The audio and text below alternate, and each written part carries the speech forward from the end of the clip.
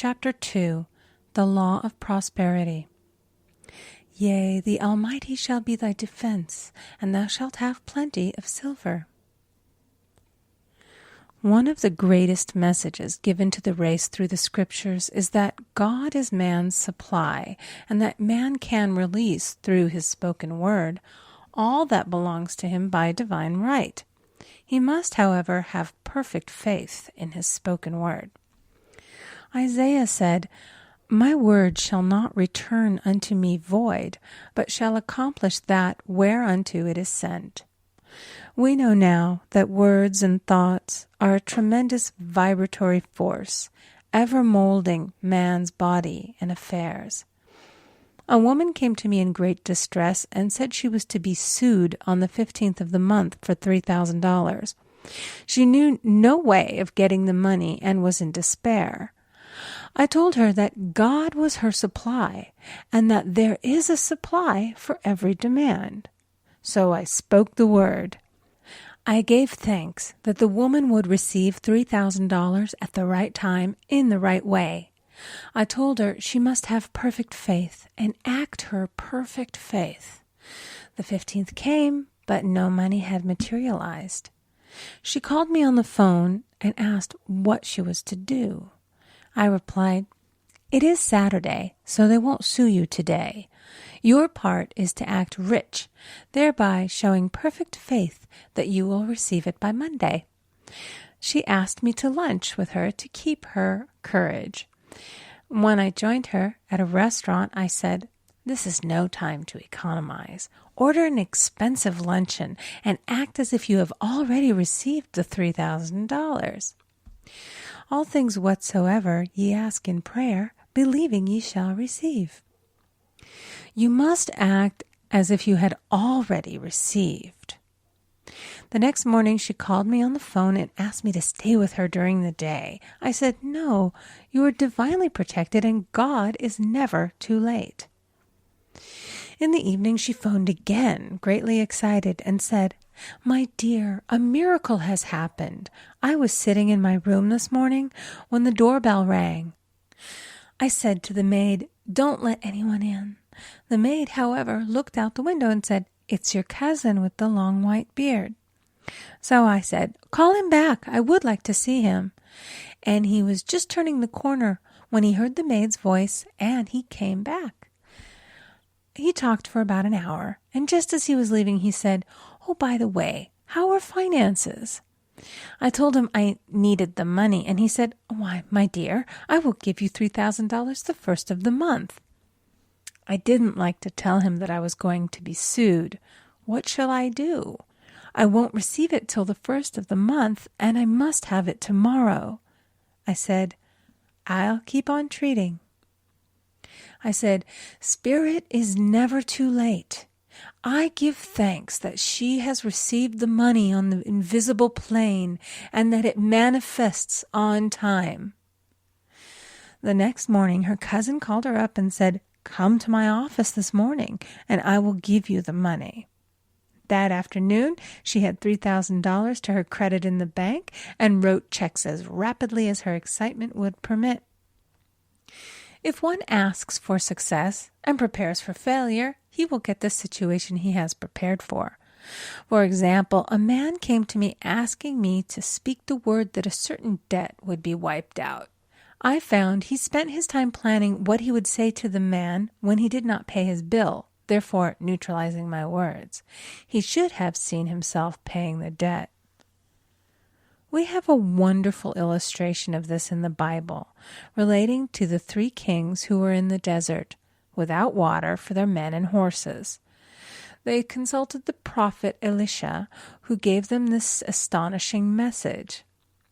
"Thus saith the Lord, ye shall not see wind, neither shall ye see rain, yet make this valley full of ditches."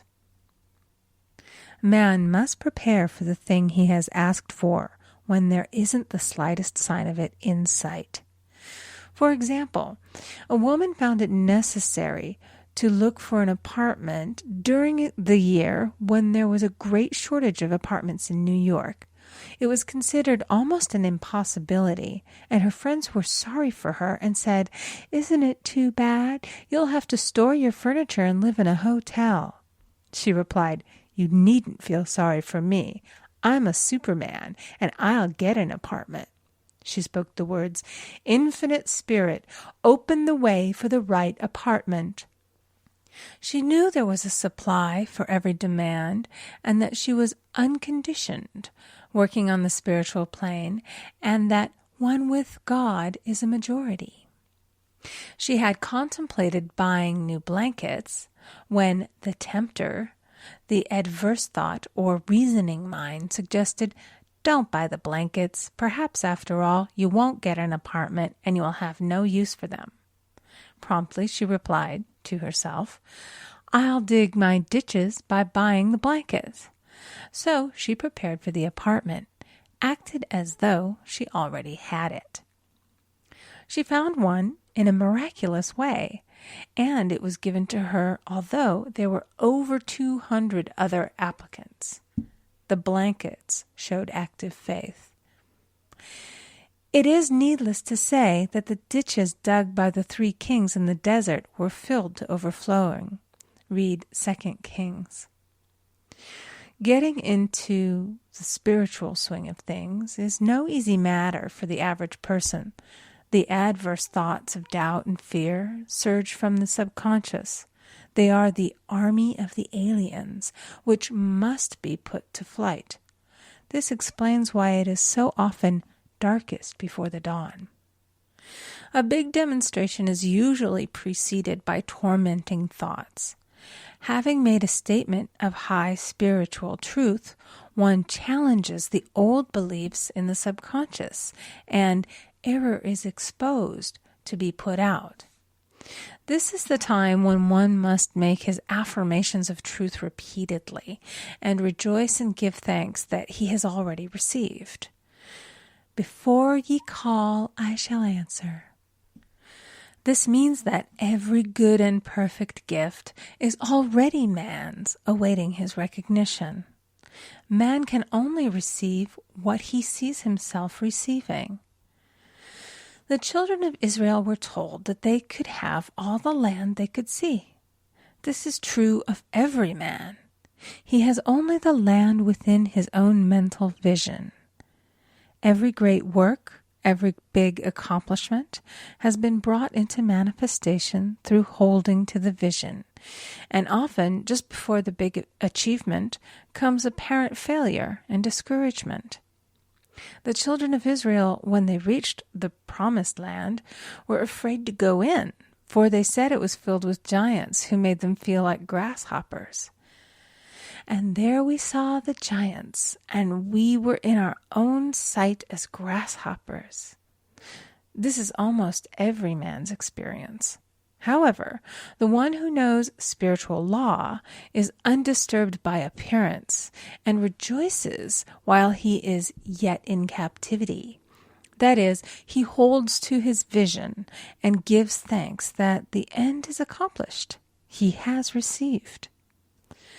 Jesus Christ gave a wonderful example of this. He said to his disciples, "Say not ye, there are yet 4 months, and then cometh the harvest?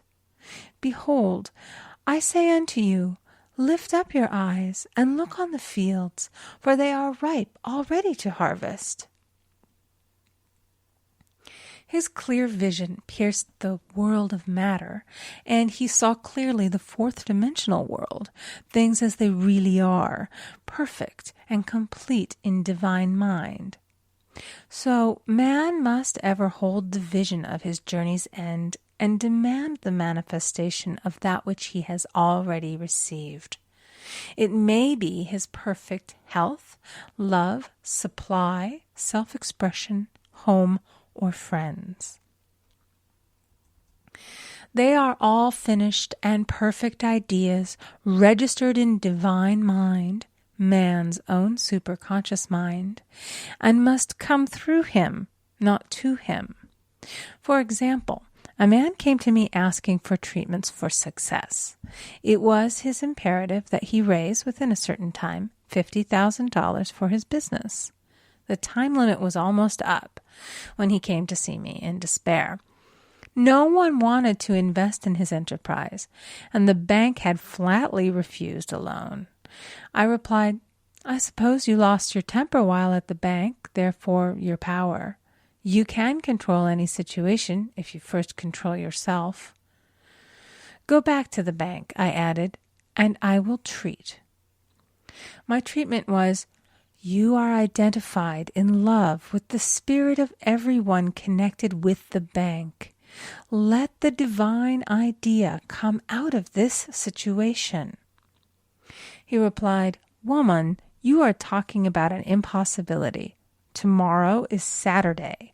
The bank closes at 12, and my train won't get me there until 10, and the time limit is up tomorrow, and anyway they won't do it. It's too late." I replied, "God doesn't need any time and is never too late. With him, all things are possible." I added, "I don't know anything about business, but I know all about God." He replied, "It all sounds fine when I sit here listening to you, but when I go out, it's terrible." He lived in a distant city, and I did not hear from him for a week. Then came a letter. It read, "You were right. I raised the money, and I will never again doubt the truth of all that you have told me." I saw him a few weeks later, and I said, "What happened? You evidently had plenty of time after all." He replied, "My train was late, and I got there just 15 minutes to 12. I walked into the bank quietly, and I said, 'I have come for the loan.' And they gave it to me without a question." It was the last 15 minutes of the time allotted to him, and Infinite Spirit was not too late. In this instance, the man could never have demonstrated alone. He needed someone to help him hold the vision. This is what one man can do for another. Jesus Christ knew the truth of this when he said, "If two of you shall agree on earth as touching anything that they shall ask, it shall be done for them of my Father which is in heaven." One gets too close to his own affairs and becomes doubtful and fearful. The friend or healer sees clearly the success, health, or prosperity and never wavers because he is not close to the situation. It is much easier to demonstrate for someone else than for oneself, so a person should not hesitate to ask for help if he feels himself wavering. A keen observer of life once said, "No man can fail if some one person sees him successful." Such is the power of the vision, and many a great man has owed his success to a wife or a sister or a friend who believed in him and held without wavering to the perfect pattern. End of chapter 2.